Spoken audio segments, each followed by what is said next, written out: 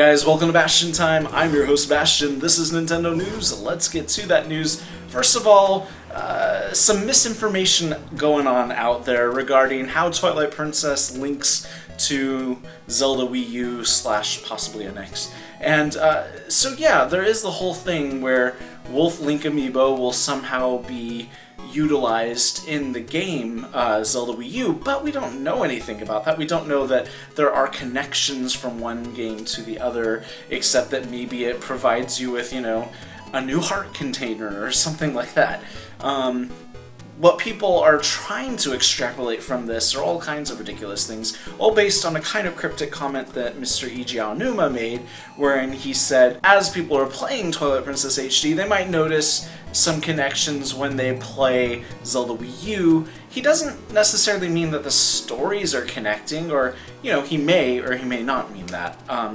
What he said isn't conclusive.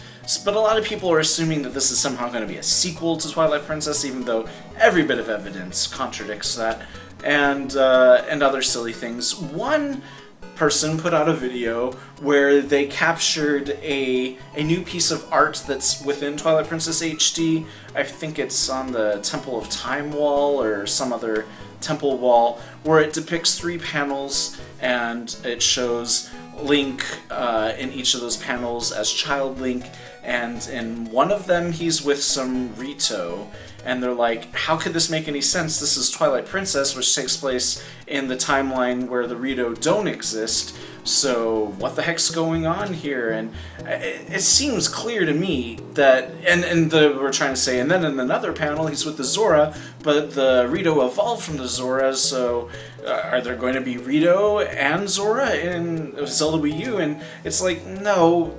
Clearly, since there are 3 panels, this is depicting the 3 different timelines. The Rito and Zora aren't in the same panel together, they're in different panels because they're in different timelines. So, I don't know, people are trying to make a whole lot more out of that statement from Mr. Aonuma than it actually is. It seems clear to me all he's saying is the typical Zelda stuff that he says, which is, yeah, there are connections between the games, but that doesn't necessarily mean that it's going to be a sequel to Twilight Princess like some people are assuming. So anyways, we will just have to wait and see, but that's my take on it. So Mertroid is this amazing producer of official Nintendo and other publishers' stuff. Like, they have that amazing Zelda biker's jacket that I'm still really wanting to buy, but it's still too pricey for me. $120, I don't know. And it's not actual leather, it's pleather, which is fine, but $120, I don't know, I just can't make up my mind to buy it yet. But anyways, I digress. They now have another awesome thing up, which is a high quality version of the Master Sword and a high quality version of the Hylian Shield, both made out of plastic instead of metal, but really high quality, durable plastic. It's mainly probably meant for people who want to cosplay, is my guess, or for a Halloween costume, and they're quite pricey, so they must be high quality. But if you want to check those out, there's a link for you down there. Taylor Davis plays lovely covers of Zelda songs and other songs on her violin, and here she is at it again with a lovely version of Zelda's Lullaby.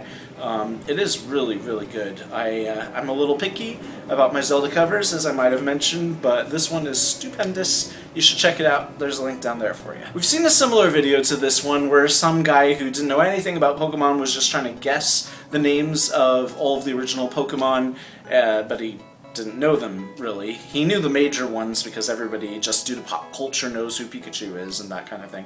Well, here's a very similar video where someone tries to guess what each Zelda item does just by looking at a picture of it, who doesn't know anything about The Legend of Zelda except the basic pop culture-y type of things. So, very amusing video, you should definitely watch it. There's a link for you there. Darkly has another very interesting comic where they try to imagine what things would be like if we treat Pokemon like pets or vice versa.